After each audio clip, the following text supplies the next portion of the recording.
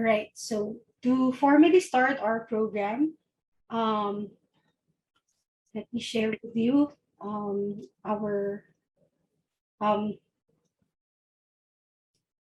Justine, let me share my screen first. We will start with a prayer.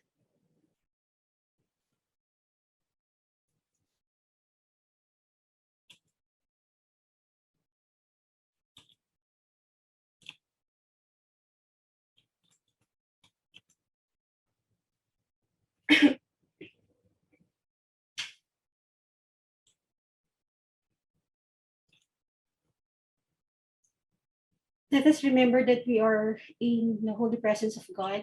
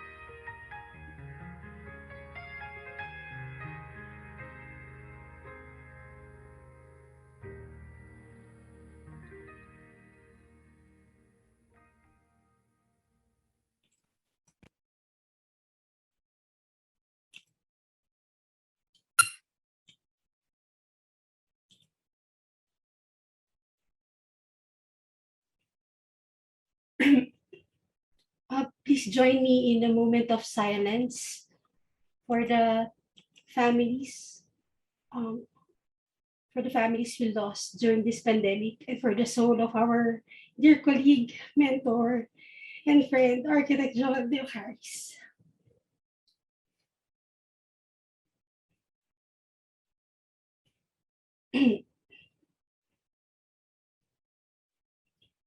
Our Lasallian prayer. I will, I will continue, oh my God, to do all my actions for the love of you. Mary, Our Lady of the Star, pray for Pray us. for us. Saint John Baptist de la Salle, pray for Pray us. for us. Saint Pino de Manzon, pray for us. Pray for us Give Jesus in our hearts forever. forever. Father, Son, Holy Spirit. Anyway. Sorry Wala lang. Emotional this week, sorry. So, again, welcome to our program. Now I would like to call on my dear friend, um, wait, I have to acknowledge muna first, but I'm sorry. I want to acknowledge everyone who's here today. Students, former students. We also have mentors. Sir Nandi de la Paz. Hi, good afternoon. Um, Architect Cesar Concho the third. Hi, Conch. Surprise, guys. Nandito si Sir Conch. Concho. Sir Concho. Nawawala. Of course, Architect Leonido Hines Jr.,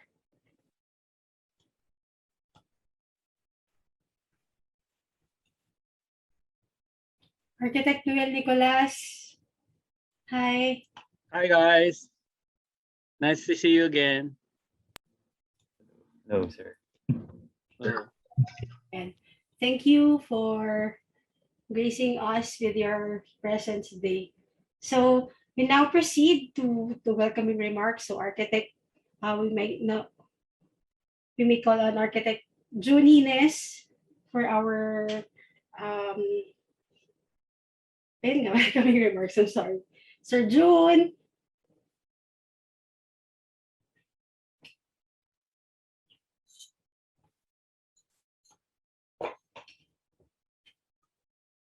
Wala si Sir June. Sir June, are you there?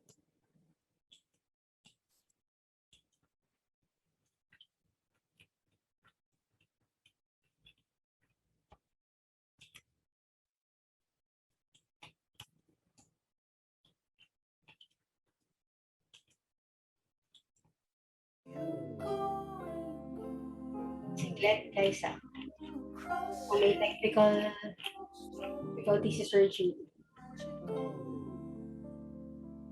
I've been waiting now for too long. I have to tell you now, all my thoughts are flying slowly, getting blown. It's magical. Okay, sige since wala pa si Sir June, si Sir Nan na lang, Sir Nan.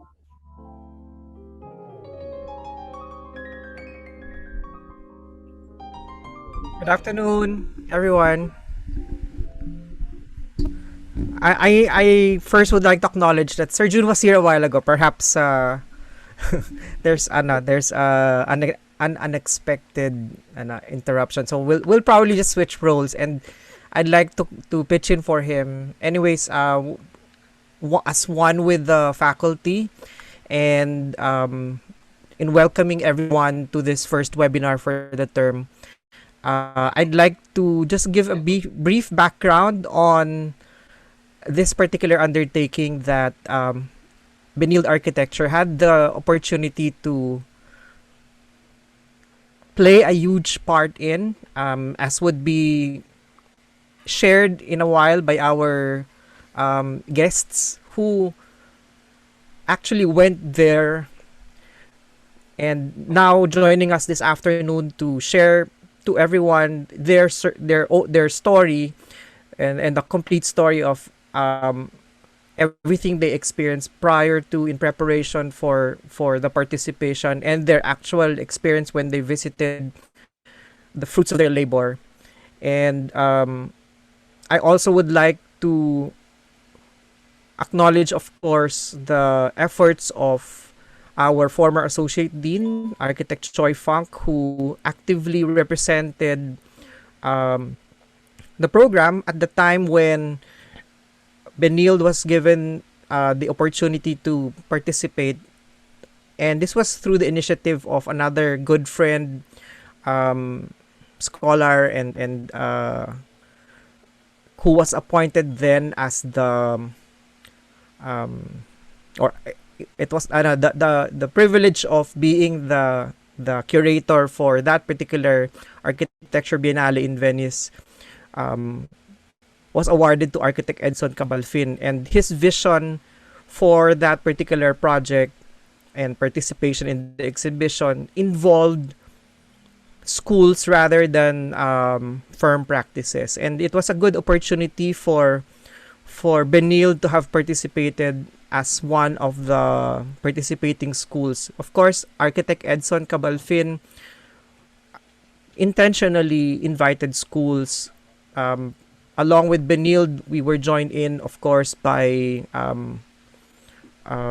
schools from the south, and I'd like to invite everyone to listen carefully and intently to what our guests have to share as we look forward to having the opportunity again to participate, of course, in the Viennese architecture. But uh, I hope that all the students of architecture now would take away a lot of inspiration from the experience that our guests have had.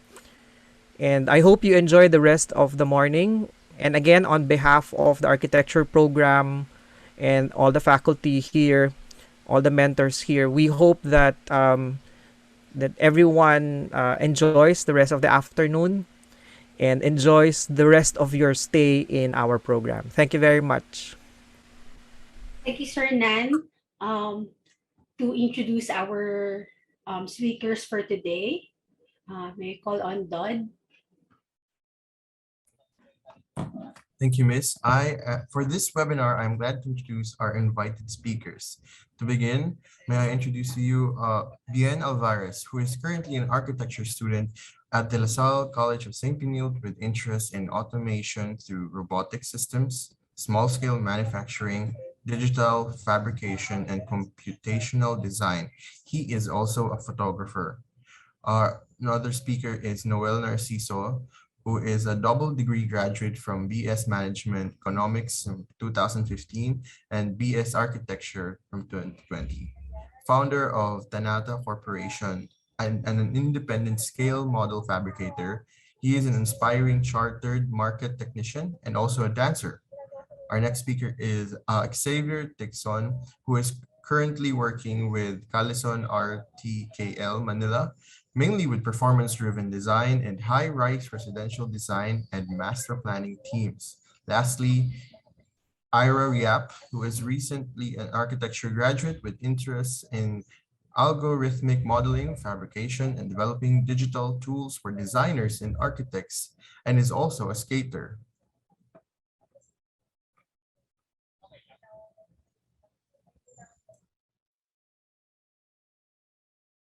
Back to you, Miss.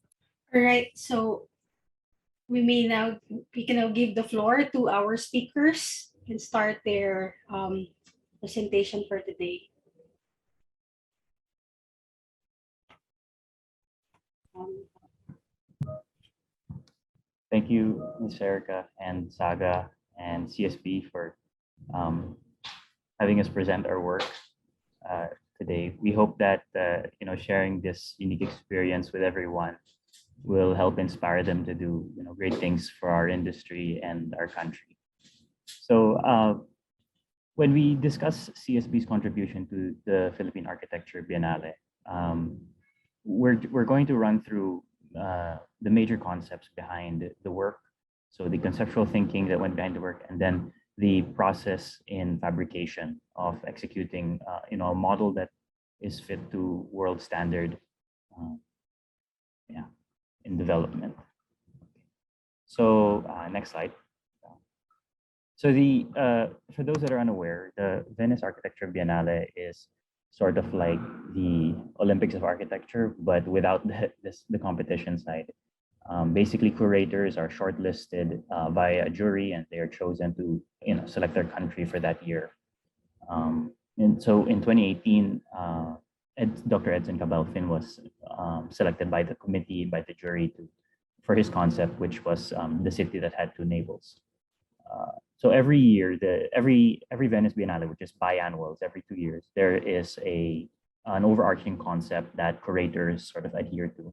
In 2018, this concept was free space. Next slide. So how did the curators, Yvonne Farrell and the others, define free space? So it's basically an understanding of public space where we live and inhabit as a reflection of how we think as an individual or as a society. So how does free space reveal the presence or absence of architecture? Each of the pavilions at the exhibit can then showcase how they see and understand free space and share various discussions around this topic. Next. Ayan. So Dr. Edson's concept was the city who had two navels. And it is how we understood Manila in the context of free space. He understood Manila as a city that had two parts. The concept was lifted from the national artist Nick Joaquin and his work, The Woman Who Had Two Navels. So next slide. Basically, The Women Who Had Two Navels is a story about a lady who started believing that she had two navels and then she thought that she should be treated extraordinary or special. The book basically discusses tensions between her dual identity, her past self and her present self, her reality and her imagined self. And this is sort of like a symbolism for the Filipino people in the book of Nick Joaquin. And so an overarching theme of the novel is the pressures of our past on our present. This is the basic concept diagram that Dr. Edson drew for the layout of the pavilion and how we derived the main basic shapes that eventually became sort of our exhibition space. Next slide. So when we're talking about dual identities, Dr. Edson highlighted two issues with the Filipino people or the city. There's this concept of post-colonialism and this concept of neoliberalism, neoliberal urbanism. And his pavilion tends to confront the tensions between these two concepts. So the conversation between our past and our future, and by how focusing on the built environment as an expression of self-determination and as a setting for global and transnational revolution. So how does the world see the Philippines, the people, through the lens of the city, through free space? Next slide. So the pavilion deals with, the vicissitudes of our past. This is a photo of Filipinos at the live exhibit in Coney Island. And you can see they're treated like animals. They are in a pen, and then there are Westerners surrounded around them, looking at them. And when you ask yourself, do we forget the past? And how does this affect our future? I think many will argue that the world still sees us in the same way. So I think it was only like 10 years ago when a kid on a plane asked me if the Philippines had iPhones. So it's this is something we have to really deal with. So next slide. Yeah. So cities are a major lens through which the world sees its people. And we asked the question, if you were not Filipino, would you know this was Manila? Maybe many Filipinos might not even be able to tell that it's Manila.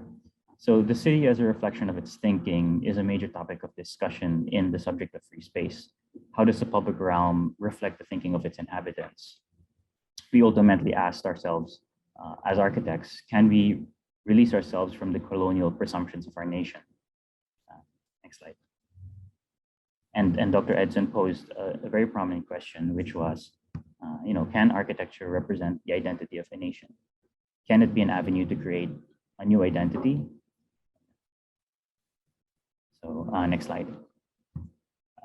The Philippine Pavilion, so this is a photo of the pavilion at Venice Architecture Biennale, held at the Arsenale. CSB's exhibition is on the right side. It's the glass box protruding from the curved wall. And I just like to reiterate that there were many contributors to the project. So, filmmaker Yason Banao was there. There were social groups that were present, the other schools, UP, Manila Architecture was there. They were on the other side, on the other wall. And we were tasked to build a physical representation and two digital representations. I say representation because it wasn't specific to the outcome. He sort of said, whatever you think is going to fit for translating your message clearer, then you're open to explore that material or avenue of expression. So the model was something that we came up with, but it wasn't set, it wasn't hard set. So ultimately, the aim of the pavilion was to interrogate architecture and urbanism and how they can empower and transform people's lives. Okay, next slide.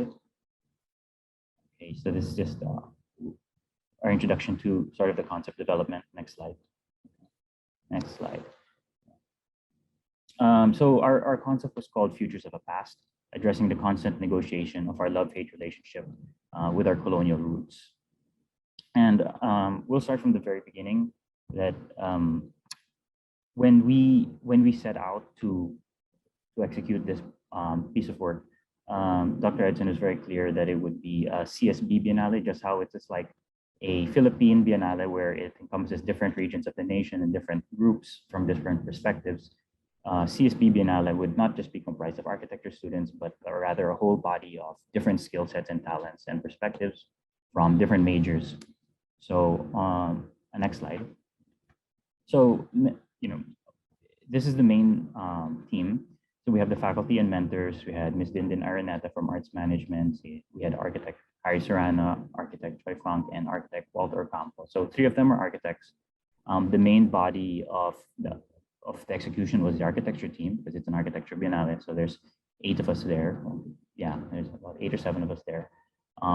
Most of them are not here with us today, but they were also with us throughout the whole process. We have multimedia arts, arts management, consular and diplomatic affairs, and we had other contributions from other students and other parties. So I just have to stress that, you know, just we're representing, but it's really a lot of work generated by a lot of people, you know, over, you know, a 6-month period. So yeah, there's really a lot of layers and things to talk about. Okay. So yeah, next slide. So this is a snapshot of, you know, some of the work that we did, and it's, you know, like I mentioned, that we were doing digital presentations as well as physical representations, and this is some of the contributions of the MMA students, and we'll get into more detail in this later. Okay, next slide. So we tried to break down our process into 3 major parts. So first part is seeking, surrendering to the process, seeking with an open mind to explore. Number 2, surrendering to the process. And then number 3, synthesizing all of the ideas that are generated from the last 2 steps into a final execution to be represented for expression and representation. Okay, so the first, next slide. Yeah. So the first one is to seek, and I say seek with an open mind because the concept is so large, you have to cast a large net to sort of grasp all the information that you can achieve or that you can get to understand what it is you're trying to talk about. The next slide. Okay, so our first order of business was to, you know, leave our White Tower, as Sir Jerry mentioned it before, which is St. Benilde, and actually visit the site, which is Manila. So we chose Manila because we thought that it showed a great deal of this mix between the post-colonialism and the neoliberalism. You know, Manila as a test bed to understand free space. It's very interesting to have this Pasig River that runs through the center, and it's very poetic that on either side of the river are 2 very different historical contexts, and you know, this Pasig River sort of has been there throughout all time, so it's sort of a witness to the changes of the city, and that's so we next slide. So we started first by walking around Binondo area, and then Intramuros, and then taking the ferry down the Pasig River all the way to PUP, where we did some more walking. So it's a great way for us to sort of gauge the city, actually visit it, you know, and try to understand it first from a physical and qualitative point of view. The next slide. So this is a photo that we took while we were on the ferry, and it's nice because you can see that you see this dichotomy between the past, you know, this colonialism we came to understand free space, as a constant negotiation, a love-hate relationship with our colonial roots. The very monuments that we aim to conserve and protect are also reminders of our colonial past, the tyrannical power of our colonial past. Contrasted that with this idea of neoliberal urbanism, which can be seen as a new form of colonialism. This globalism, economic development and globalism, which is always, taking the first step. You can see the commercial building behind El Hogar, just dominating the skyline, is another point that we have to consider and talk about. Yeah. So next slide. And then we started seeing, the culture of religion in the city and the culture of negligence. So there are these two opposing bodies. We were just trying to grasp information to understand the site. Next slide. So we started looking at statistical data. How does the built environment affect sort of the actual, actions of the people?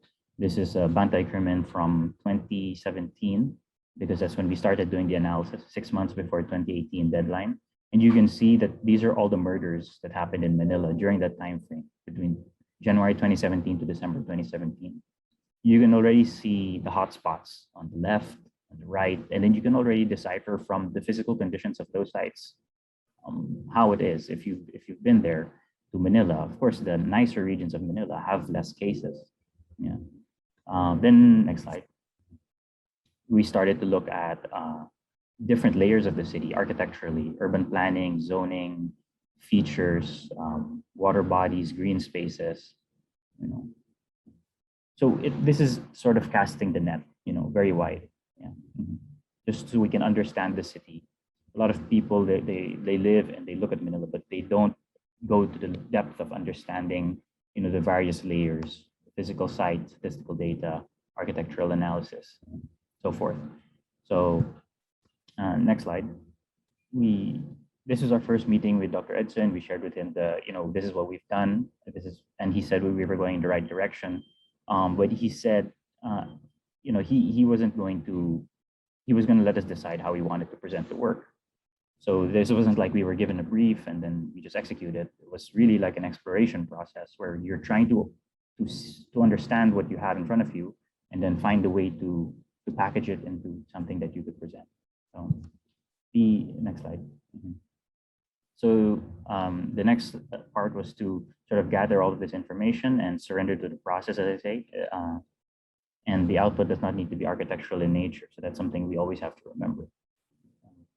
Okay, next slide. This was a working session we did when we were in school. It was a holiday, so there was nobody in school. We were able to borrow one of the classrooms, and you can see us there with the architecture faculty going through various concepts with arts management and consular diplomatic affairs team as well. It's never a straight process, so you don't jump the gun. It's always one step at a time. The next slide. This is the first mind map that we did. We sort of told everybody, what do you think affects the city and its identity? What is important to you? And it was nice because we really got different viewpoints from each of the programs with their different perspectives.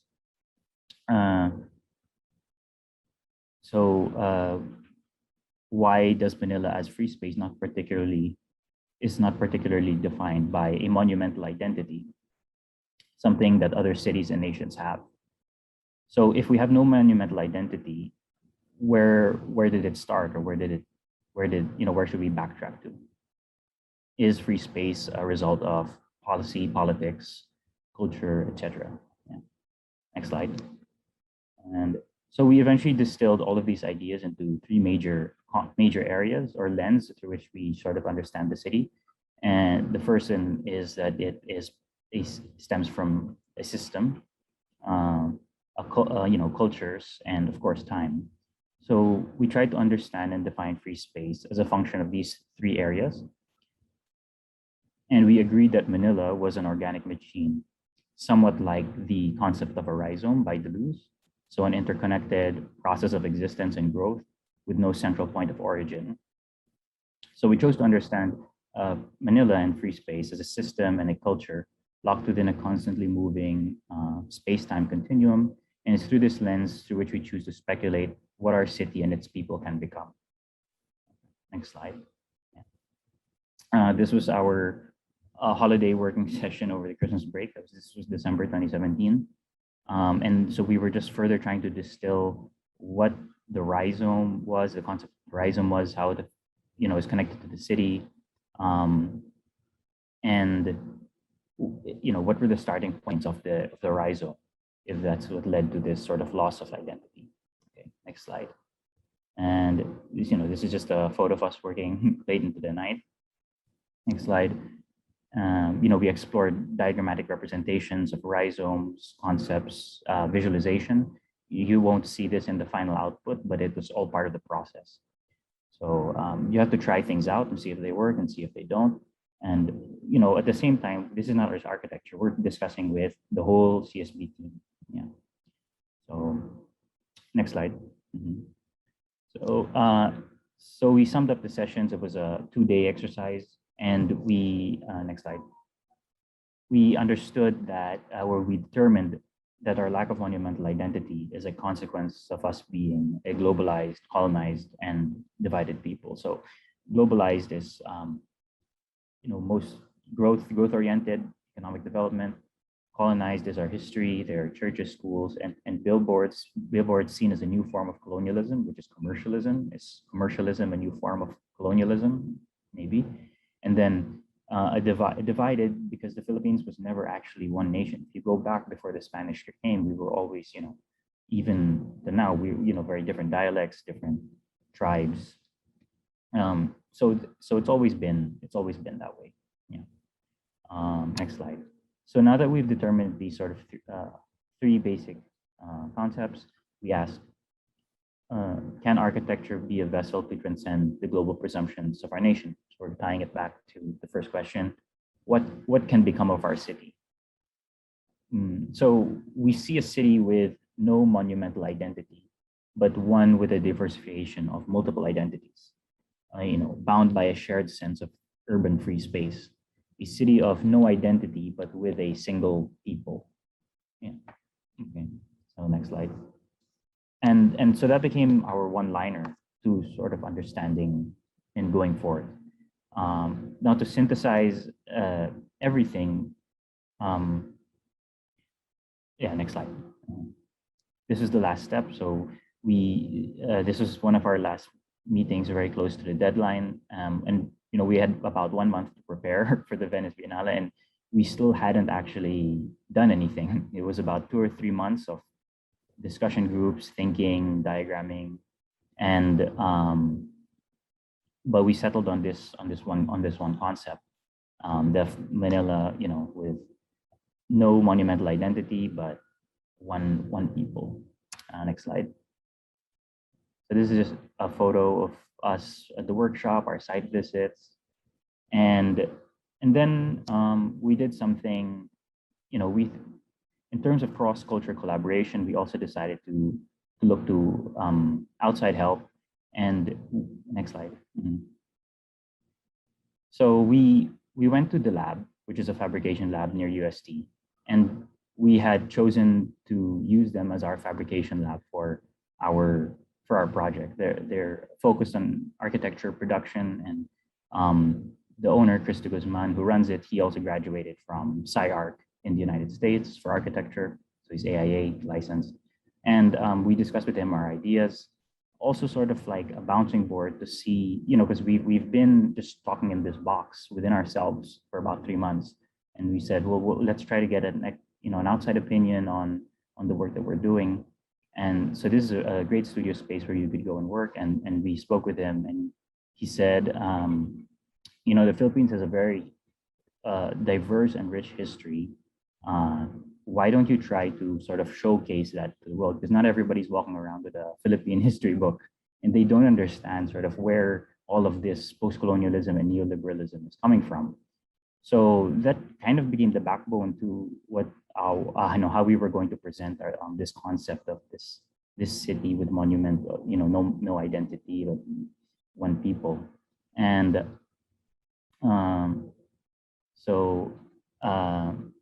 going back, next slide.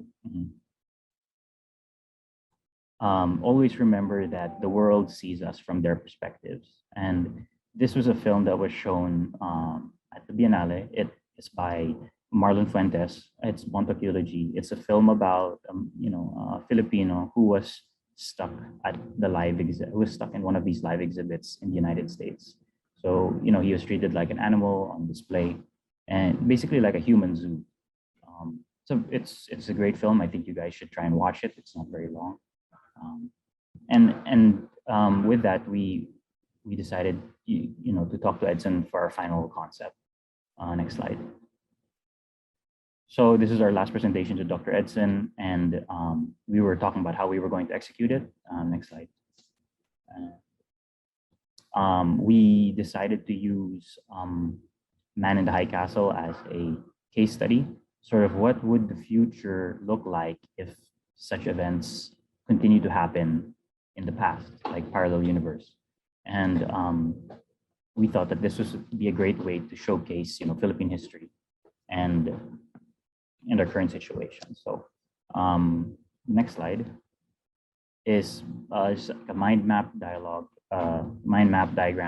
that we did to try to wrap up the whole process.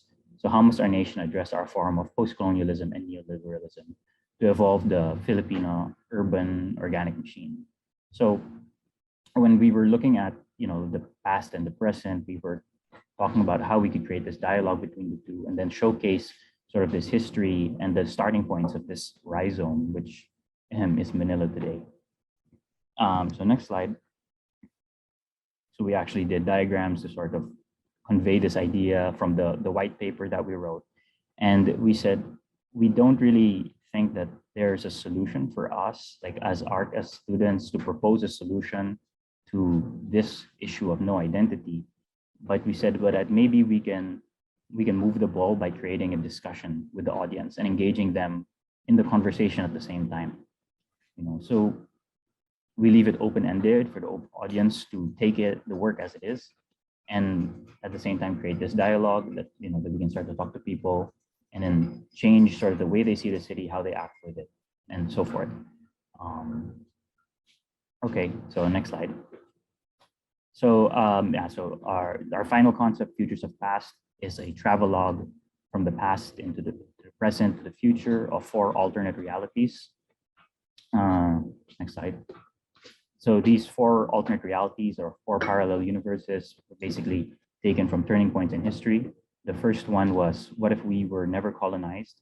This was June 6, 1570. This was when if Rahi Sulaiman won the war against the Spanish, the Philippines continued to become a Muslim Chinese nation, similar to maybe Thailand, in fact, it was never colonized. Malaysia, in the terms that there's a mixed culture of, Western and Chinese influence. And then what if the Spanish won the war, which was basically against the Americans, and if they continued to colonize us up to today? That was August 12, 1890. And then the third speculation was, what if the Axis won the war, or the Japanese, in September 2 of 1940? So what would our city today look like if the Japanese had won the war? And then the last one was neoliberalism as a form of colonialism, which is what would Manila be like in 2050? So where are we today and where will we be in 50 years? And so I'll pass it on to Bien, who will be discussing the 4 cities in more detail, the narratives behind the 4 cities. Hello, thanks, Xavier. Next slide, please. So we'll be able to discuss the rest of the cities in detail in the coming slides. But for now, let's talk about the visuals that accompanied the model. Aside from the film that Xavier touched up on a little bit, there was also a print requirement. And we had to create visuals for each city that were presented in the book that was published as an accompaniment for the Venice Biennale exhibit. Next slide, please. So next slide. So beginning with Lusong, Xavier created these graphics that show off Lusong as a city, but also we tried to, as much as possible, keep the graphics relevant to each city and to architecture. So we tried to think about ways that graphics is used in architecture, and we found environmental graphic design and how maps are utilized. And most of the time, when you have a map or a bus map, for example, for a city, it shows you not only important locations, but it shows you how people move throughout the city. So we thought of using that and incorporating it in our storytelling through visuals. And on the right, you could see the Pasig River ferry routes. Um, since Lusong was heavily based on Thailand and how the Chao Phraya in Bangkok is used heavily for transportation of not only people but also of goods, we thought that developing a city that was never colonized, that was based off of people who traveled by sea originally, we thought that it was obvious that they would have used the Pasig River heavily and its canals and its estuaries for transportation throughout, as well as connecting with other kingdoms in the south, which we also call Visayas and Mindanao. It would have been very beneficial for them. Next slide, please. We also took inspiration from the old maps that were found that showed the Philippines as a prominent part of Asia. In older maps, they would show the importance of a place or a city through its scale. And Manila, or Lusong, as it was known, was very important because we had a lot of gold. We were very much trading before any colonizers came here. We were trading with Malaysia or China and other Asian neighbors, mostly trading gold and our other natural resources. But we were very wealthy. And in these graphics, you can see the prominent use of the gold color as well as blue because we were a maritime people. Next slide, please. And for what if we won the war, the city is called Intramuros. Next slide. In this city, we wanted to focus on the effects of the Spanish never leaving. And so if you look closely, and you'll see this more in the model, you'd see part of the Intramuros wall that we know being broken and being left there as a symbol of the city expanding. John, who was in charge of this city, wanted to really focus on how the city was a pedestrian city with BRTs around the area. So you would see how bicycle lanes, calesas rule the road. It isn't a road for cars. It isn't a road for buses. Like people would walk the streets itself, not sidewalks.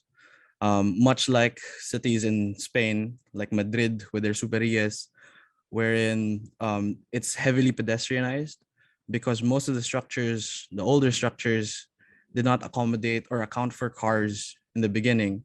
And since they are heritage sites, you don't destroy them. You cannot destroy them.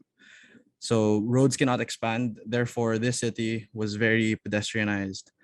And then on the right, you could see John's cathedral, his design of the cathedral that was based off of the La Sagrada Familia, wherein he wanted to really focus on a towering structure that showed the dominance or the importance of Christianity in the city.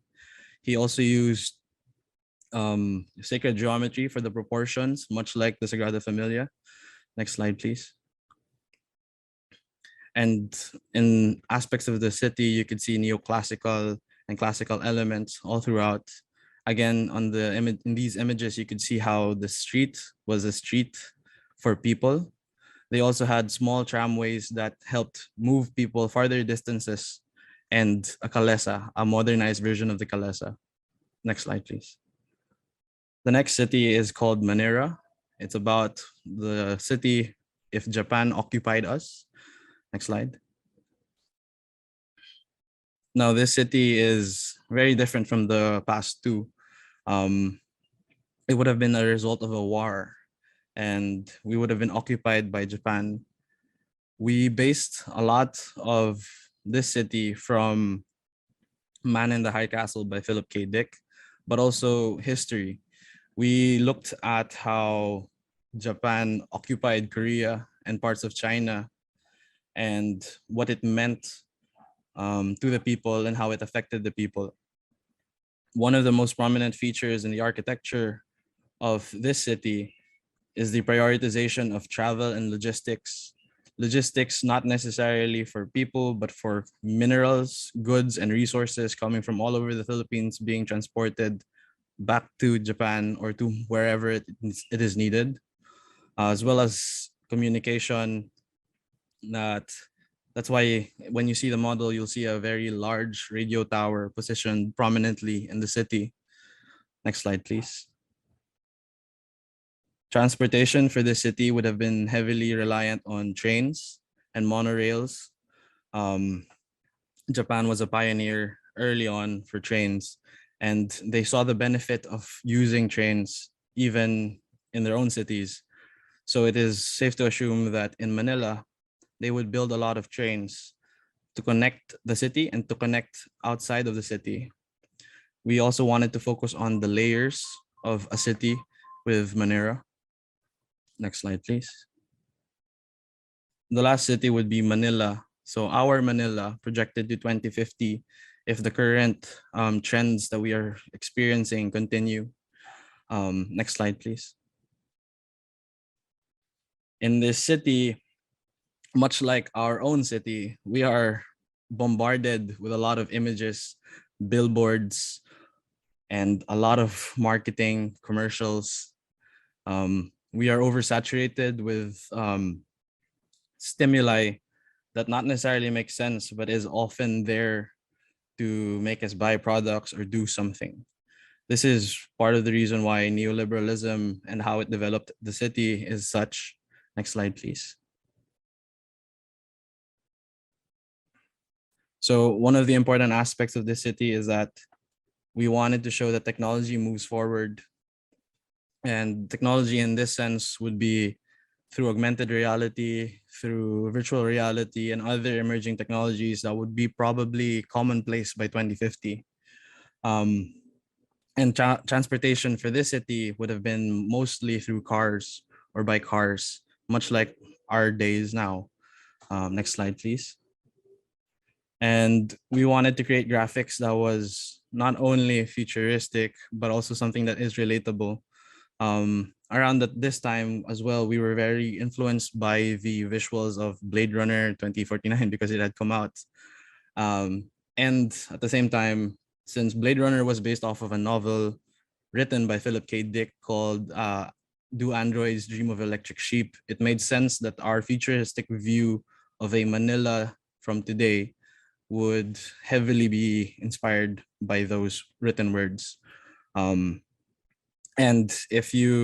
I think one of the main things that convinced us that this is how we should show it is imagine yourself traveling down EDSA or up EDSA, and you close your eyes and you open your eyes successively, very quickly, as you're traveling down EDSA. Imagine you're traveling fast, which is very rare.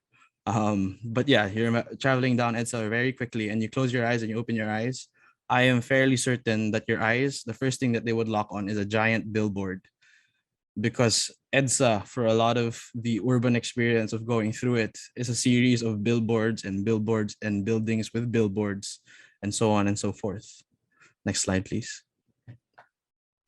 And these graphics and the written words where Xavier and the rest of the team articulated each city was published in the book that accompanied the exhibit.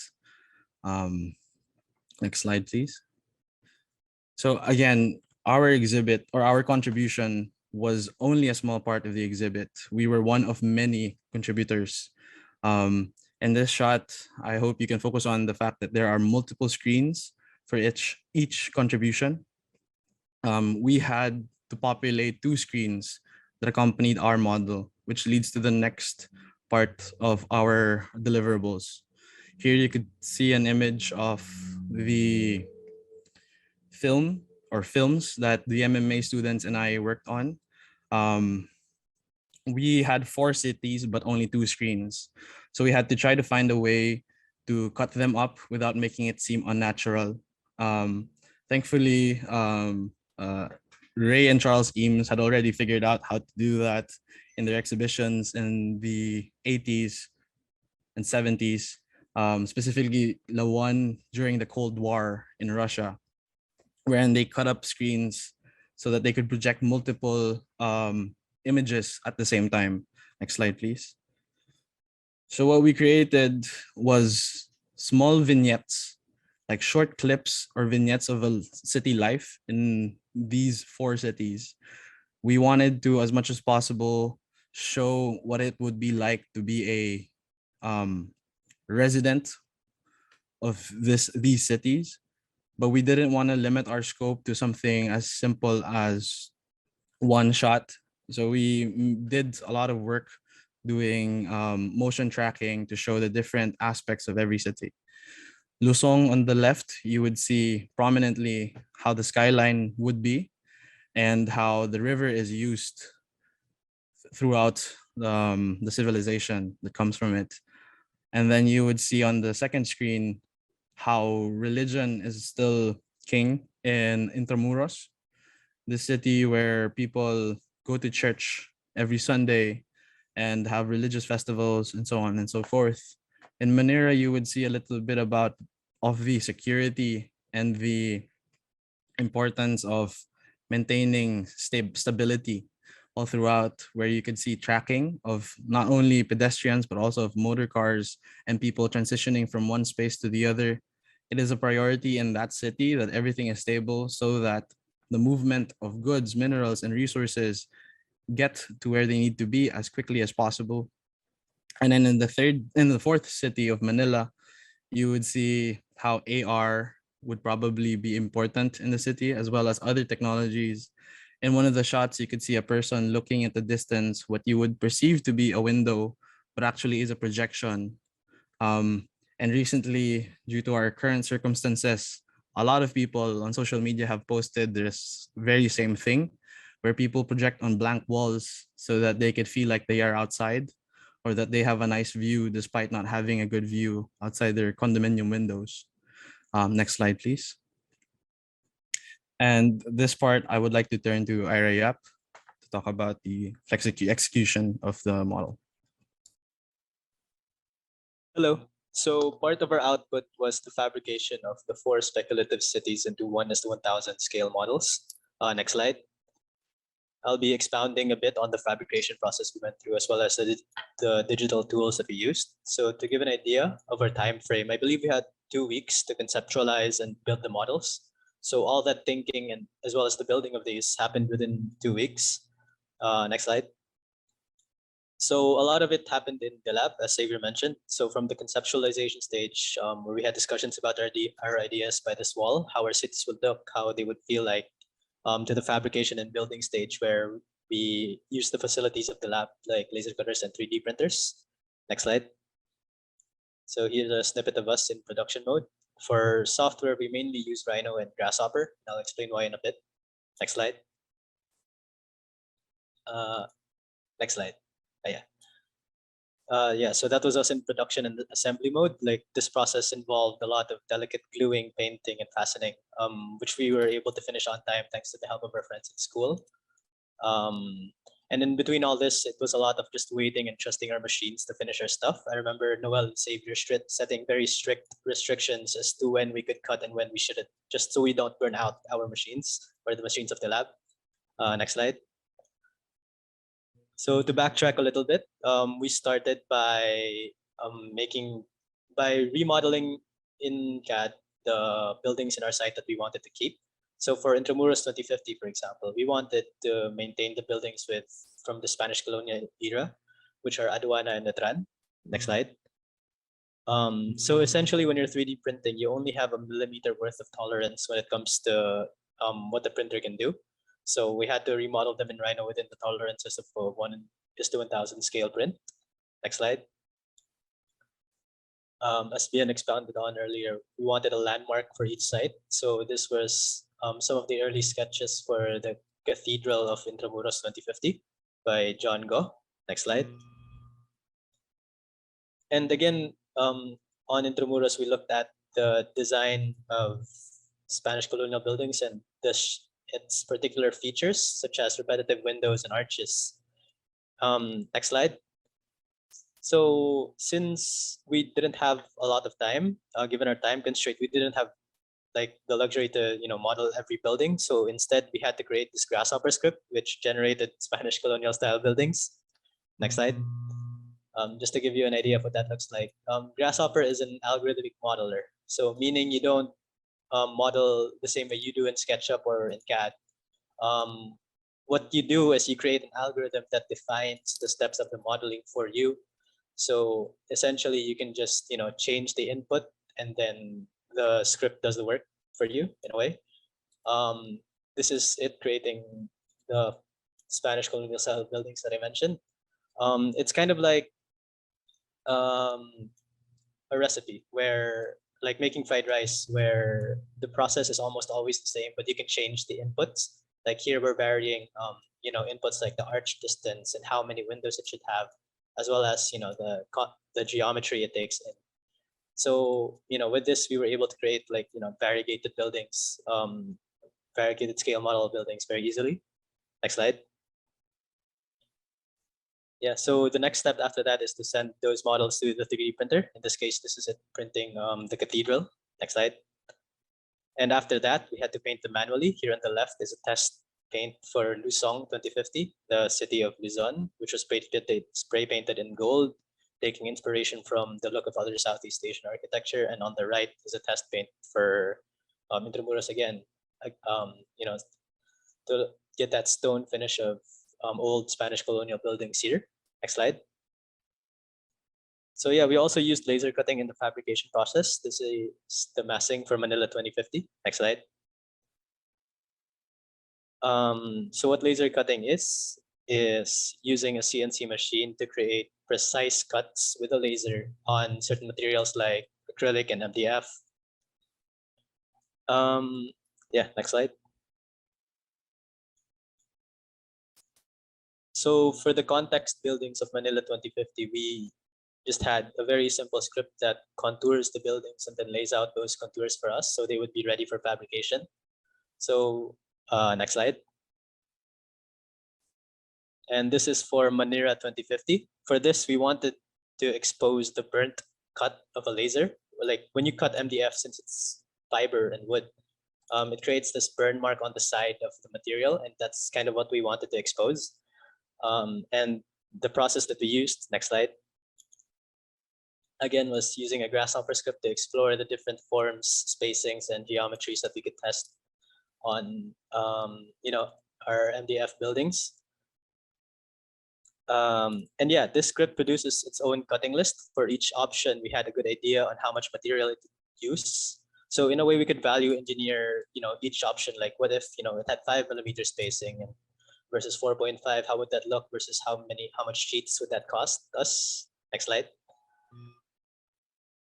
So yeah, this is just an example of the cutting list that script produced. Next slide. And now I'll pass it to Noel, our resident BIM manager, who will talk about compiling and organizing all our CAD and Rhino models. Thanks, Ira. All right. To continue with the execution of the digital fabrication side, this slide shows you essentially everything compiled in Rhino 3D. So I'm assuming like most of our audience here are students, and we also had, as students, back when we were students, we also had problems when trying to kind of keep everything organized. So as you can see on the right, as part of the Digifab team and process, I wanted to really focus on the organization of layers, because if something gets lost, everything gets lost, because every single part is interconnected. And if we laser cut or 3D print something, you're working in the tolerance of like less than 1mm stuff, so you have to give allowance for that. And it was a very common occurrence that we would miss pieces, because with the limited space that we had, and there were actually multiple projects going on in the digital fabrication studio, we had to be sure that everything was accounted for. And this only shows you the 3D model. It doesn't even show you yet the costing. And so when you tie things, going back to architecture, when you tie things from concept to reality, it's really accounting for every single thing that you build in the 3D space and making sure it manifests as much as possible when you touch it in your hand and glue it together, at least on this 1:1000 scale. Next slide. This is the top view of the two models. So we can transport via plane a whole 4-meter long model. I mean, that's gonna snap probably. So, and we wanted to put 2 videos with Pien's mentioned visuals on the left side and the right side that accompany this physical model. And so we had to be very clear when it came to communicating to the actual exhibit manager and the staff who would be managing our models that this is what they need. So we had to be very clear and very transparent on every single step on how to manage the model, the delicate model. Next slide, please. So this is one of the first perspectives that we sent over to the exhibit managers in Venice. So for model 1 on the left, it's Luzon and Intramuros 2050, the speculative cities. And then on model 2, it's Manila and Manila 2050 and the speculative cities with their dimensions in millimeters. Next slide, please. Aside from this, of course, if you put your feet in the shoes of the exhibit manager in Venice, and you're managing a whole lot of models from multiple countries, you have to know what's in these things. And so we provided this exploded isometric where you can see the details of the contents of each model so they know what they're handling. So for example, it's generally the massings on top, and then it's placed on top of the frosted acrylic Pasig River, which binds the whole concept, going all the way back to Xavier's conceptualization, where Pasig was such a great site to adjudicate like these, to put together these 4 alternate realities together in a delicate 3mm frosted acrylic with massing platforms with half cuts, which vary depending on the city, on top of white acrylic framing on an MDF base. And when you sandwich all that together, that's the 2 models that we will be sending. Next slide. There were a lot of requirements that we had to fulfill. So on the left, you'll see the object list and inventory of making sure that you know what we send, like this is exactly it, and if something's missing, everything is accountable for. So the materials and the specs are all on the left. So in terms of digital fabrication, being very familiar with your materials is of utmost importance, because you also know that say 2.5 mm MDF, it's not quite, you know, it's not concrete. It's quite delicate, and even the way how we painted Luzon and the height, the simple height of those towers that we wanted to push for our concept, we added extra notes because they could get snapped in half if you just wrap it on a plane, right, and you fly it over to Italy. So we added extra notes for these, for literally everything. Next slide, please. This is a snapshot of the video that I sent. That's my left hand, literally pointing the LED direction, because we wanted the Pasig River to light up. And so even when we were doing the 3D modeling process, it's not like, you know, you have just this nice curve that you offset into the Pasig River. You'll actually notice it stems on the left and right, just so that it's structurally supporting the base. And the base isn't something that's a simple grid. It also gives way under for the LED lights. So back then, with our current skill set, that was the best way we thought we could do things. And when you're faced with time constraints, this is the most you can do. But at least, you know, you can communicate every single part of the process. Next slide. So the next set of photos are just a bunch of what do you call this, background? I mean, behind the scenes. So you'll notice on the upper left, there's light shining through the models because we opened the door and that's around 6:30 a.m. We haven't had really any sleep then, and we wish we did have, you know, but we were constrained by time. And so these are the models coming to life finally. And on the right, you could see Iris Grasshopper script for Intramuros 2050 with hand-painted directions from our batchmate Katia Taniega, who really helped us color these things properly, as precise as we wanted for the design intent. Next slide, please. And so you can see on the left, us working in the lab, things are being constructed, assembled, and painted at the same time. There's last laser cuts. So it goes back to the importance of making sure your model's as organized as possible. Of course, it wasn't 100% organized, right? But as much as possible when you're in fabrication, this is the best process that we could stick to.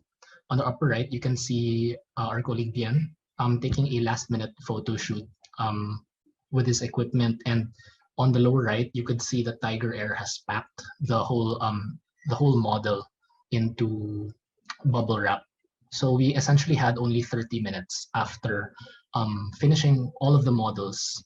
We had 30 minutes to marvel at it until Tiger Air picked it up and was flown away to Venice, in which we would see it later at installed at the exhibit. Next slide, please. This is our photo. So that's Xavier, John, Bien, me, Ira had class, and Chris was at the right. So we're very thankful to the lab because they allowed us this space. I mean, it was quite a very messy process, the fabrication process with this paint and MDF and the laser cutting smoke, all of that stuff. But we were really proud to have 30 minutes with a model and see it through. Next slide, please. So I'll pass this on to Bien to get more in detail as to the zoom in areas of the 4 alternate realities. Thanks, Noel. I'm really proud to show you guys these photographs and to talk about our work as documented by me. A little bit more about those 30 minutes that we were at awe at what we created. We also had to disassemble the model within those 30 minutes, fit a photo shoot, have some water because we hadn't had any water at that point. And yeah, basically we spent around 2 minutes just looking at the model, but it wasn't enough and we had to do a lot more work before we could go. So in this photograph, you could see Lusong and how the various elements of Islamic culture makes it onto the structures themselves as part of our way to show the identity. Prominently, you see the Islamic stars in some of the facades. The tallest structure in the city is very similar to the Petronas Towers in Kuala Lumpur. And this was designed by Xavier. We wanted to make sure that every city had an iconic structure or a structure that is prominent, not necessarily iconic, but it showed you a little bit of the values of every city, taken from the ideas that in old Western cities, if you look at their skyline, if you see what the tallest structure is, that would tell you what that city is about. So for example, in Florence, the tallest structure is the Duomo, followed by the Medici's towers. And if you go through any other city, European city especially, it would be the same. On the lower left of this photograph, you could see Raha Sulaiman, which is a structure that was dedicated to Raha Sulaiman. It serves as the Malacanang of this city. Next slide, please.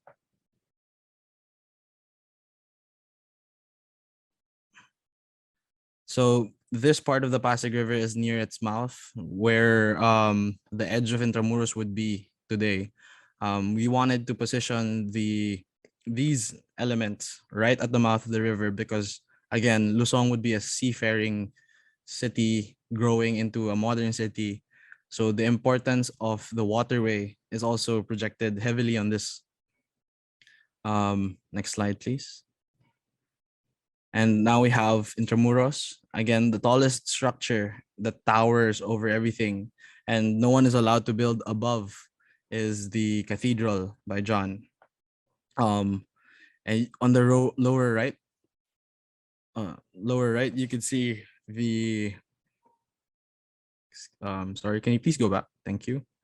You could see the broken walls of Intramuros, where the city at some point expanded and then exploded and created the bigger Intramuros city that we can only show you a little bit of, painted very beautifully by Katya and the rest of the team. Next slide, please. Now we have Manera. And if you notice, there is one element in this model that isn't laser cut or burnt MDF. It is the post office. It is in its actual location where it is situated in real life. We wanted to leave it into this model because it survived the Battle of Manila. Although scarred, it was one of the remaining structures that made it through the war. Even though our artillery and gun shells were were spread all over.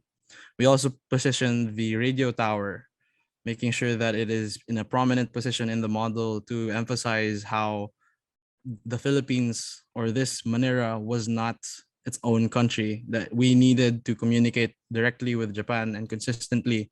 So communication, aside from traveling, was very important. There was also a lot of these little towers. We based them on panopticons so that they could monitor and see what the people were doing, so that they could keep stability and continue with the transportation of their goods and resources. Next slide, please.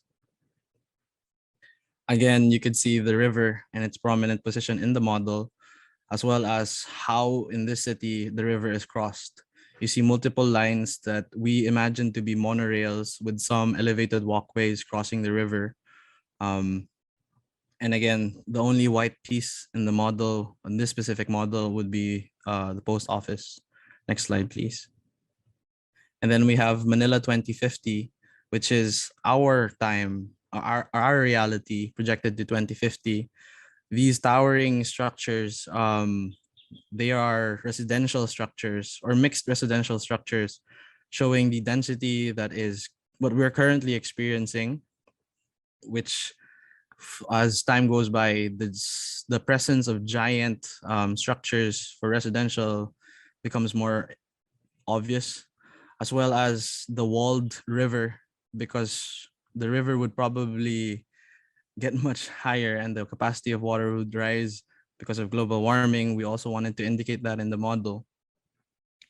And the presence of advertising through AR and through billboards and what other media all throughout the city becomes very prominent.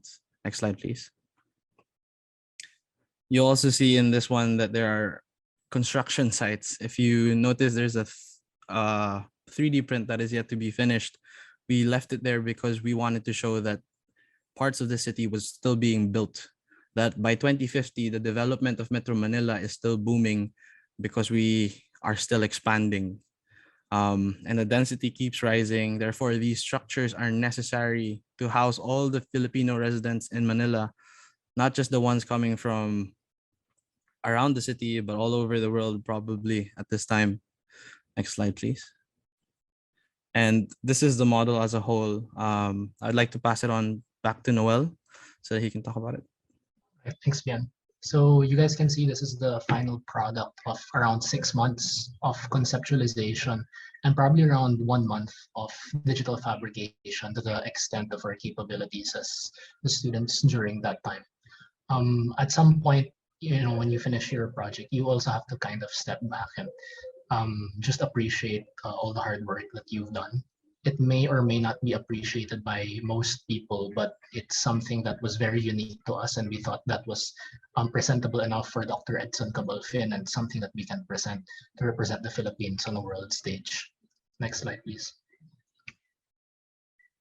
This is the next time we saw our model when it was actually there as part of the More Giant exhibit. This photo is a reference from Manila Bulletin, and it was just an ultimately great experience to see other people stop for. Sometimes they just stop for 2 or 5 seconds, and it would make our day to see someone stop for at least a minute to appreciate the graphics and the visuals. Next slide, please. So this is a shot of our team, of the architecture team for the Venice Biennale 2018. Next slide, please. None of this would have happened without the guidance of Dr. Edson, the great creator of that time. We are super thankful to him for being with us every step of the way. Next slide, please.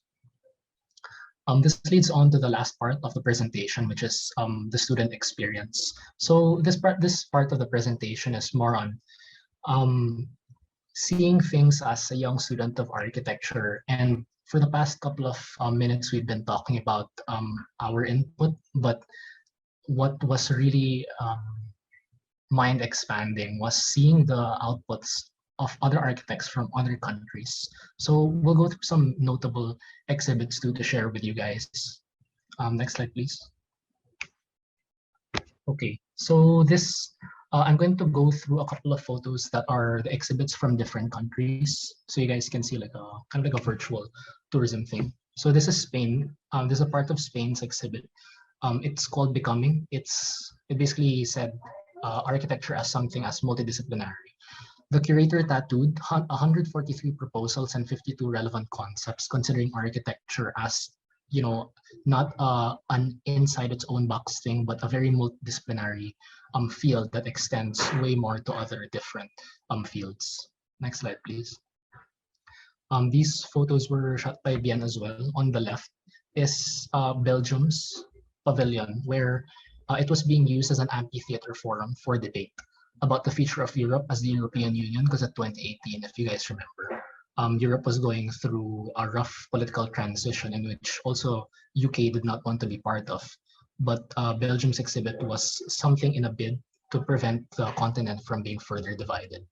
And we moved on the right, so that's Ira climbing the stairs in the Israel pavilion. Next slide, please. The Israel pavilion is actually something that I guess touched me personally. Like the exhibit title is called In Statu Quo, Structures of Negotiation, aka Negotiation of Holy Lands. On the upper left, you can see this small dark cavity in which when you enter that, you will see one site, just a small room, and there are two different religions that are going inside the room. Like one, they would maglalatag sila ng mats, and then they would do their worship, and then they would roll up the mats, and then the next religion comes over and puts grids of chairs.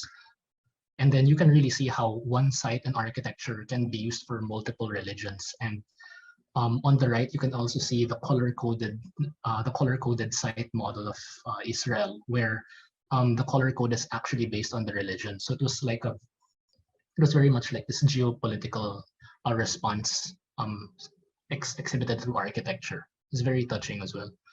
Next slide.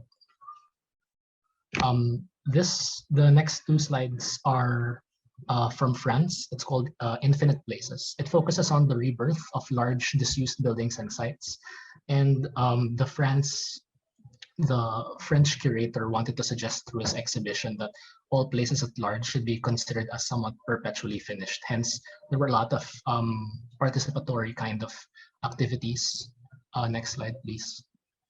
This is the atelier. So that's me and Sir Harry. And the atelier is a collaborative workshop that the French Pavilion had for 10 different exhibitors as well to come in together and collaborate on certain works. Next slide, please. This was very interesting. This was South Korea's. This exhibit is called Spectres of the Stained Avant-Garde. So I'm very sure that a lot of us enjoy K-drama, and a lot of us probably enjoy K-pop too. And so South Korea kind of exposes a completely different side through their Spectres of the State Avant-Garde, and responding to the theme Free Space of 2018. There was a firm called KECC, called Korean Engineering Consultants Corp, from the late 1960s. And these models are basically for projects, and they all served as nation-building propaganda during the industrialization of the 60s. And it was to show the kind of utopian/dystopian realities that these governments wanted to show. So that's something I never knew about South Korea. Next slide. These are from three multiple sites. So on the left is from Norway. It's the Nordic Pavilion. It's called Another Generosity, where it aimed to create a symbiotic environment instead of an anthropocentric one. On the upper right is a really amazing digitally fabricated exhibit from Croatia called Cloud Pergola. We all know the simple pergola architectural typology, but what they used is really unique robotic fabrication processes to make this really amazing cloud. So Ira and I talked about digital fabrication, but we come here to see the works of other countries, and we're just really deeply humbled at how much we don't know. There's so much to be learned. At the lower right photo is Xavier taking a photo of Tezuka Architects, one of their schools, one of their I think kinder or grade schools. It's basically this giant donut where they had projected shadows of children running on the ceiling, and at the same time there was this accompanying audio. So you're not just looking at the model. It really looks like you were in the school of a larger scale. Next slide. The next two slides are for the Germany pavilion. This exhibit is one of the most interesting ones. It's called Unbuilding Walls. So first, when you walk through, you only see black walls. But once you reach the end and look back, you will see so much architectural proposals and responses, which delineates the region where Berlin Wall was struck down. And all the architecture proposals that sought to kind of bring things together within that very politicized border, among which on the upper right, you can see the model of Axel Springer Campus by OMA, the office of Rem Koolhaas. So the next slide. As students, we were, as architecture geeks, it's so funny because the site is incredibly large. But me and my friend John took around 30 minutes just looking at this model and taking photos because it was our first time seeing an OMA model. Next slide, please. This is another really interesting exhibit from Greece. It's about the schools of Athens, where the project examined the architecture of the academic commons from Plato's Academy all the way back when none of us were born, to contemporary university designs. And all those are different floating schools, school models. Next slide. I guess this is one of the last ones that really impacted us. It's Votronias, VTNs from Vietnam. It's the bamboo stalactite. I'm sure you guys have seen this all throughout Art Daily. And this exhibit showed more on materiality of bamboo as the green new steel of the 21st century. So that's about it. The student experience was really amazing. Seeing all these different pavilions and these sites, and it makes you really think as a student, what am I an architect for, right? Why am I doing this? Why am I building? Why am I designing? And you see all of these inputs from multiple countries that more or less inspire you and humble you to actually like find your spot in this giant place called architecture. I'll pass on the mic to Bien for more student experiences. Next slide, please. Thanks again, Noel. This is the first time we saw Sir Edson in Venice, right before we entered the Arsenale, where half of the Venice Biennale exhibits would be. The other half are in this place called the Giardini, or the Gardens of Venice.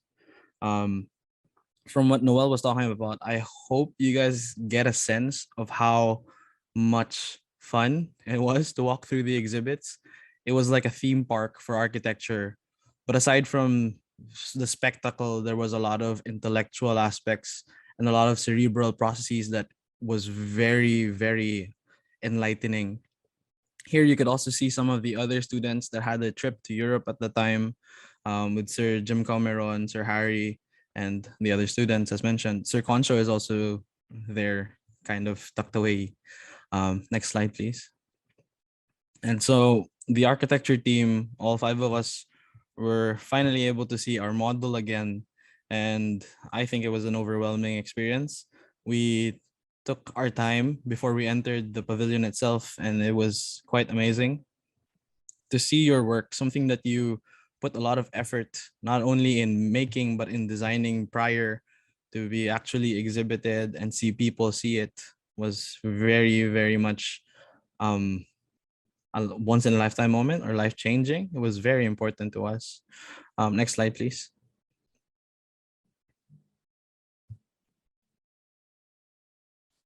During that event as well, the event that we came to Venice for was the meetings on architecture, where the Philippine Pavilion and its organizers presented the work to the Filipinos in Venice and in Italy. Sir Yason Banal, who did the projection in the interior of the 2 navels, was there, and he gave a presentation on why his projected film was such, and the depth of his research as well. Sir Yason Banal was the first speaker, I believe. Sir Marlon Fuentes talked about his Bontoc eulogy, as mentioned by Xavier, and Professor Ito was also giving a lecture on architecture and how it related to the pavilion. It was a very great moment that we were able to go up on stage as well, to take this photograph. Next slide, please. In those lectures, Xavier was able to ask his questions, and we were able to talk to them about their ideas, and we realized that all the ideas throughout the pavilion and the other contributions really tied in together really neatly, which was amazing to realize in person. That shows the ability of Sir Edson Cabalfin as a curator to weave these ideas generated in multiple islands of the Philippines. Some of them were made in Davao, some of them were made in Cebu, and we never had contact with them. But when everything was put together and when they discussed it, we realized that they all really come together and represented the Philippines really well. Next slide, please. And on the next day, we also went to the Giardini just to enjoy a little bit more the experience that the Biennale can offer.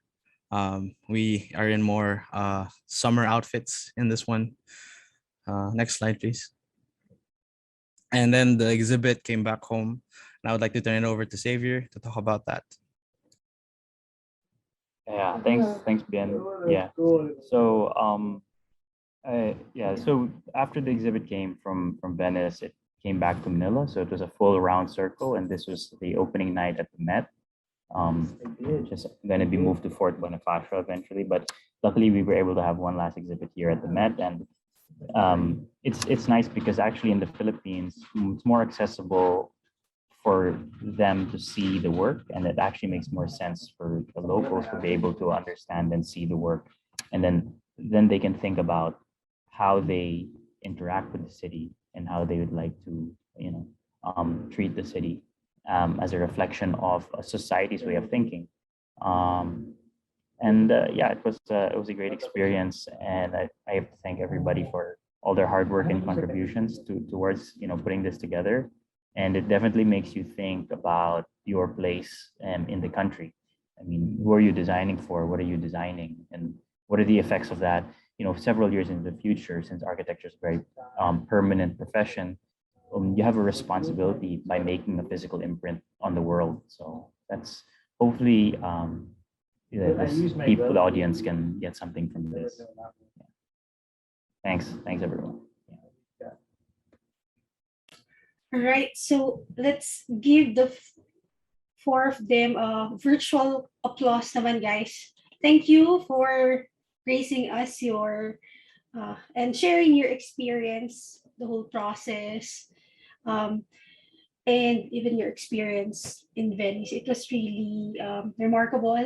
Congratulations, guys. Until now, we are very proud of your work, and hopefully bumalik na siya sa Binyag kasi hindi pa natin nakukuha yung models, but we will get it from the Met. It's still there because of the pandemic, of course. Hindi natin siya may uwi pa. Pero your models will be brought home to SDA soon. Okay? Ayan. So now, I know it's overtime, but we have only 2 questions. So, yan. First question is, why didn't you include American colonialism into the exhibit? Thanks. This is from Paul.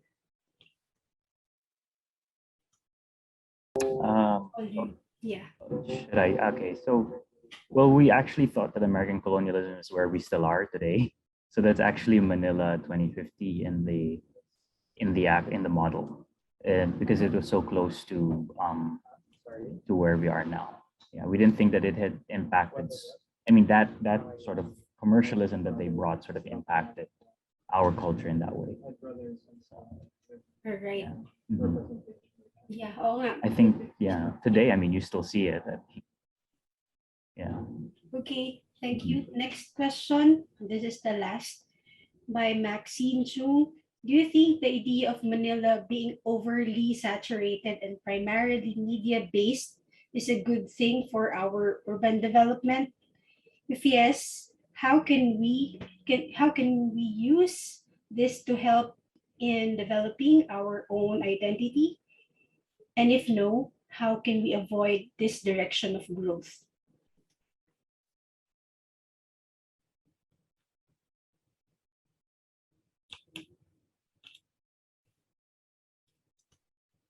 Hello. Yeah, we can hear you, Bien. Okay, so I think it's neither a good thing or a bad thing. To say that the oversaturation is a bad thing would be um, not privy to its benefits, because having media and being saturated with media is actually can be a good thing. And then seeing it as something that is evil or not good also makes you not see its potential. I think that the oversaturation of Manila and our cities right now with media can be a good thing, and how it can spread our identity. When, for example, you joined this talk, you basically enlisted to seeing media that is discussing the work of Filipinos sent to Venice and so on and so forth. Meanwhile, if you all you do is, let's say, watch TikTok, and there's nothing wrong with that, um, you could either fall into a certain way, or if all you do on your phone is go on Shopee, then it could be very bad.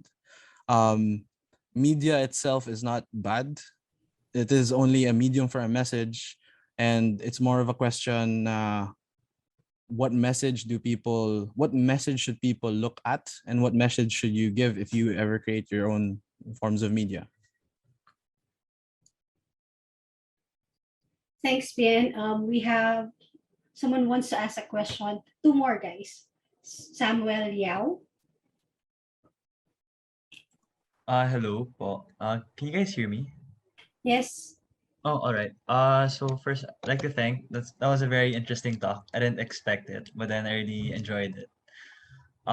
So, your team is very impressive. Like, I really appreciate what you guys have done. But then, can I ask, what is next for you? Like, is there any upcoming projects? Because I'm really curious to see what you guys come up with, and somehow I also want to ask, like, what is your message maybe to us aspiring architects? Because I think having an open mind really helps us a lot, but then maybe there's something you want to instill somehow to us. Yeah, so yun po. I think everyone and all of you can answer one by one. Hindi naman na to kasi pareho rin yung question ng last. Ira, do you wanna? Okay, I'll start. What's next? That's something that we talk about every once in a while, and I don't think we have like a really solid answer yet. But at the moment, we're all just kind of doing our own thing. Right now, I'm a junior architect at Jonathan Ogan Associates. Thanks to working on projects like this, I was able to refine my, I guess, skills in using Grasshopper and whatever, and that's greatly helped me in the workplace, being able to easily value engineer things with algorithms, and then just being able to break down information and seeing how I know what can work and what can't. Um, if I had to give a piece of advice, maybe like fabricate, because learning how to build, it's one thing to be able to put that together a 3D model, but once you can, once you start thinking about how things should fit together, I think that's when you start to actually do architecture. I don't know. Yeah, that's it for me.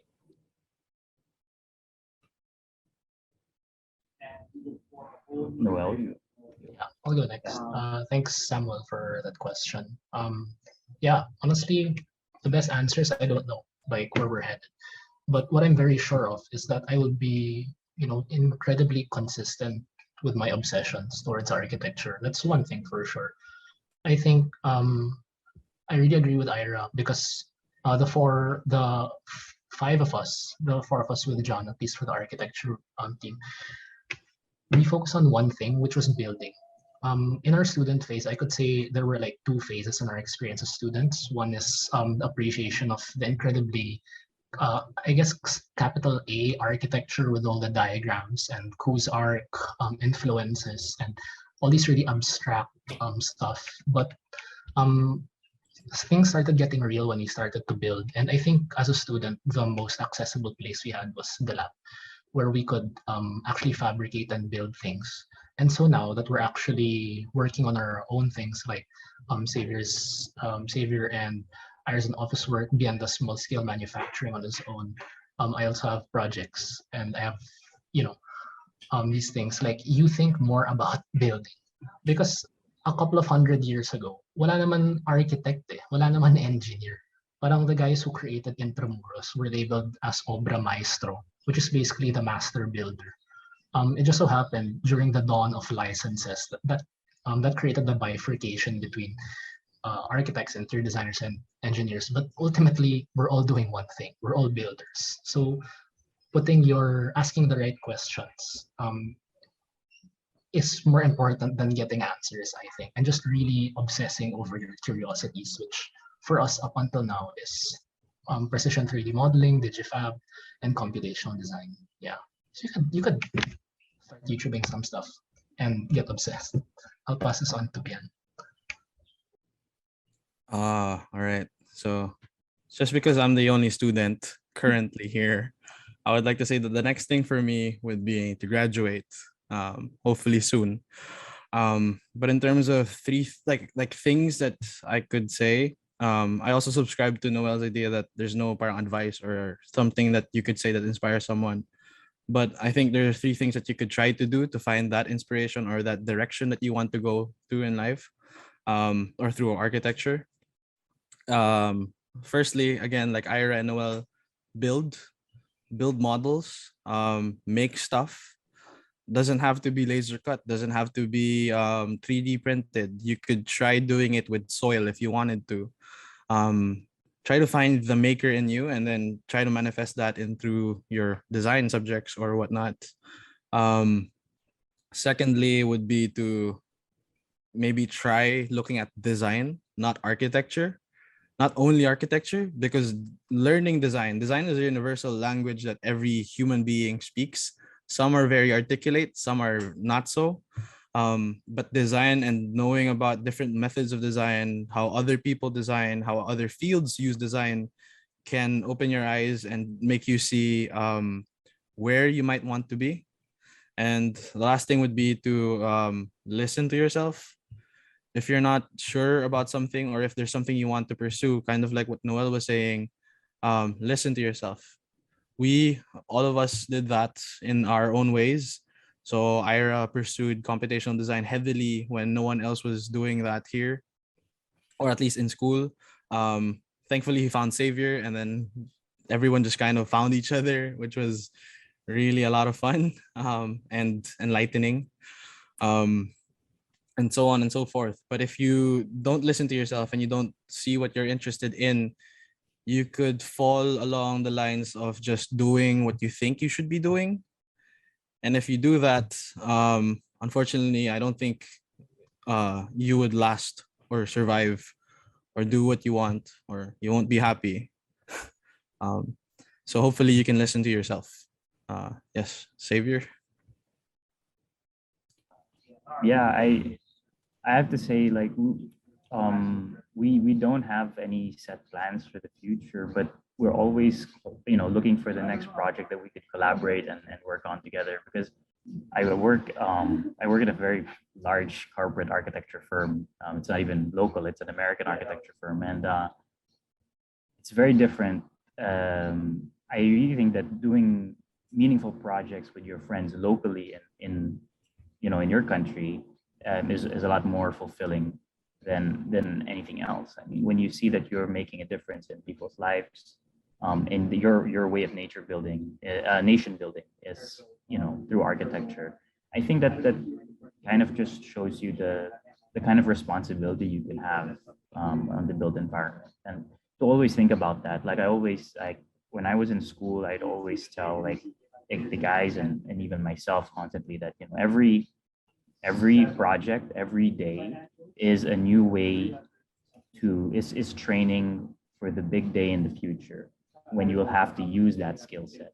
So never take a project, like, even if it's a school project, don't, like, if it's a design project, take it seriously and then execute it as if you were executing a real project, and go into that depth. And if you can't do that sort of at this stage, and I think that you might have to switch programs. But I mean, some people, they're like that for 3 years, and then on the fourth year it kicks in and they really find their niche. Right? So if you can stick with it, that's really good. We really need a lot of, like I always say that I think education is like the key to changing the built environment. So if everybody can think on the same level, and if we can sort of spread awareness and methods of thinking and tools, like we talk about a lot of these tools, it's very commonplace like in other parts of the world to use it every day, but here it's just a few number of people. The reason why we also got close is because we were figuring out all of the tools on our own. So who did we have to talk to? So find a group of people that you think level-headed with, and then do projects together. I think you'll find more fulfillment in architecture that way than trying to go this solo route. Star architects don't exist anymore. That's an era from that's past, and that's not going to survive very long. So just keep plugging away at it, and just realize that this isn't just any other profession. It really will push you to your limits. Like Noel was telling us, because he's doing some construction now, it's only 20% design and it's 80% communication. So always be sure, just remember that. Yeah. Thank you for your answers. I really appreciate it. And then best wishes to all of you guys. Thanks. Thank you. So we have two questions, but I'll just send it to our speakers. And then, public ko na lang yung sagot sa inyo later. Alright? Kasi we're actually sobrang overtime na, and some might have classes already. So, before we end, we have to present the certificate. So, Dodd? Thank you, Miss. So on behalf of the organizing committee on VenArc, these certificates are given to our invited speakers. But let me read the citation first. So next slide. The De La Salle College of St. Benilde through School of Design and Arts is honored to present the certificate of appreciation to our speakers, Bien Alvarez, Ira Yap, Noel Narciso, and Xavier Tixon, for sharing their invaluable knowledge on futures of past PAVB 2018 primer this October 22, 2021 via Zoom, De La Salle College St. Benilde School of Design and Arts. Okay, so huling hirit na po. I know it's overtime, but may I request everyone to turn on your cameras for our photo documentation. Yes. Okay, so I'll be taking the photo po. But I hope the students learned a lot today and got inspired by these 4 people. Ayun. Mas yung experiencing face-to-face nun, sayang. Hopefully, bumalik na tayo sa dati. And I'm sure marami pong opportunity sa inyo sa program katulad ng mga ganito. Ayun. Okay. May hahabol pa ba para mag-on ng camera? Okay, may hahabol pa. Cameras. Konti na lang. Since seems like wala na po. Meron pa. Okay, like 3 counts. 1, 2, Smile. 3. Okay, smile. This is just 1 page. So 1, 2, 3, smile. Done na po. Thank you. All right. So again, hopefully, meron pa tayo in 2 weeks time, another webinar. So please, hopefully you can attend again. That's another, Biennale ulit, pero ibang, ibang year, I think. That's 2016, right? Parang muhon yata yun. So, guys, marami pang mga susunod na webinars. So, yun, hopefully, attend ulit tayo. Maraming salamat sa pag-attend. Thank you and congratulations, Ira, Xavier, Noel, and Ben. And I hope to see you in the future. Ayan, face-to-face. Ayan, palagi. And, likewise, Miss. Thank you, everyone. Thank you. Bye, guys. Thank you. For Saga members, attend the mental health webinar later. May ganun pa, no?